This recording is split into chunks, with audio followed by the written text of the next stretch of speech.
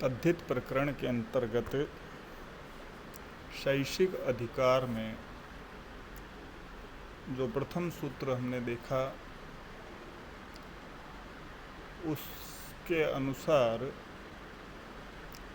अपत्य अधिकार से लेकर चातुरार्थिक अधिकार तक इन चार अधिकारों में तद्धित के जो अर्थ बताए गए उनसे भिन्न अर्थों में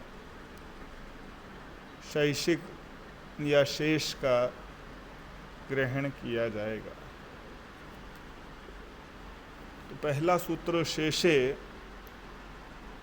जिसमें अण प्रत्यय का विधान बताया था।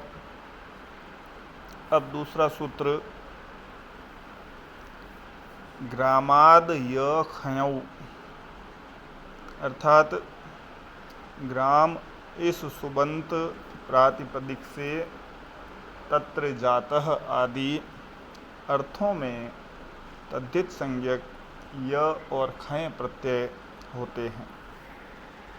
अर्थात ग्राम शब्द का यदि या ग्राम प्रातिपदिक का यदि कहीं प्रयोग होता है और उस शब्द या पद का अर्थ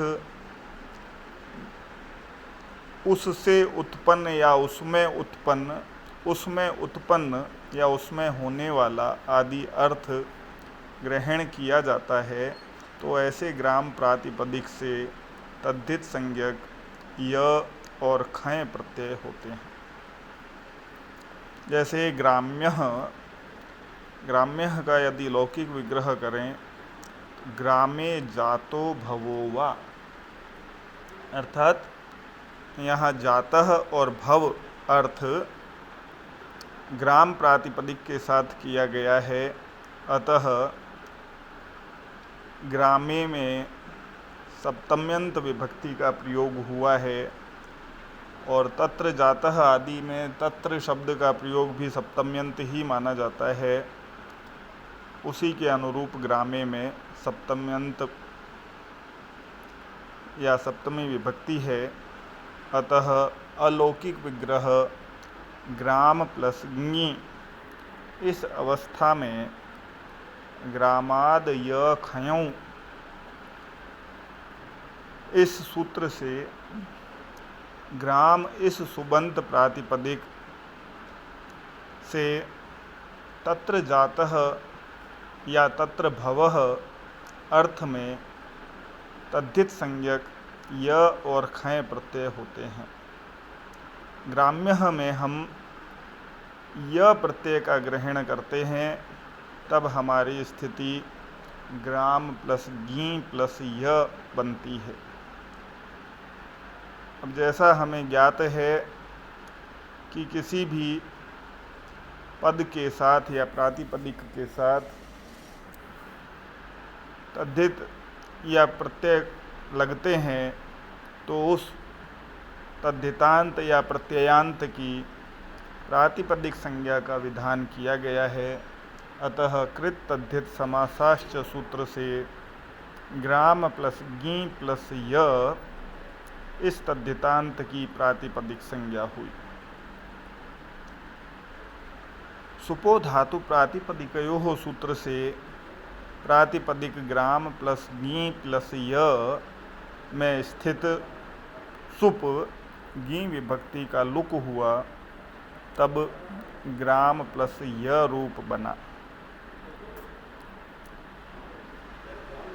यस्येति च सूत्र से तद्धित प्रत्यय परे रहते ब संज्ञक टी ग्राम के अंतिम अकार का लोप हुआ, तब ग्राम प्लस य अर्थात ग्राम्य शब्द बना। तो ये तद्धित का एक शब्द ग्राम्य बना। और जैसा कि हमें ज्ञात है, किसी भी शब्द से पद रूप में उसे परिणत किया जाता है। अतः पद रूप में परिणत करने के लिए हमारी प्रक्रिया सुप आदि विभक्तियों की चलती है। अतः सु औ जस इत्यादि सूत्र के साथ सुपः प्रत्ययः परश्च ज्ञाप प्रातिपदिकात् तथा द्वयेकयो द्विवचनैक वचने इन सूत्रों की सहायता से प्रथमा विभक्ति एक वचन की विवक्षा में ग्राम्य प्लस सु रूप बना।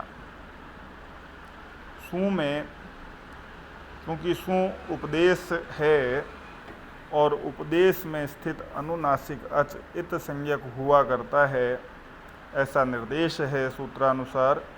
अतः उपदेशेजनुनासिक इत सूत्र से सु विभक्ति में स्थित अनुनासिक अच ऊकार की इत संज्ञा हुई। तस्य लोपः सूत्र कहता है कि जिसकी भी इत संज्ञा होती है उसका नित्य लोप होता है। अतः अनुनासिक अच ऊकार की जो इत संज्ञा हुई थी उसका तस्य लोपः सूत्र से लोप हो जाएगा, तब ग्राम्य प्लस स रूप बनेगा। अब ग्राम्य प्लस स में सकारांत होने के कारण ससजुसो रू सूत्र से पदांत सकार को रू आदेश होता है। अतः ग्राम्य प्लस रू रूप बनता है। पुनः रू में अनुनासिक अच ऊकार है। अतः उपदेशेजनुनासिक इत सूत्र से रू में स्थित अनुनासिक अच ऊकार की इत संज्ञा हुई। तस्य लोपः सूत्र से इत संज्ञक ऊकार का लोप हुआ, तब ग्राम्य प्लस र बना। अब र विराम में स्थित है। विराम से तात्पर्य जिसके आगे या बाद में कोई वर्ण न हो, ऐसे वर्ण को विराम कहते हैं। अतः विराम में स्थित होने के कारण विरामोवसानम सूत्र से रेफ की अवसान संज्ञा हुई।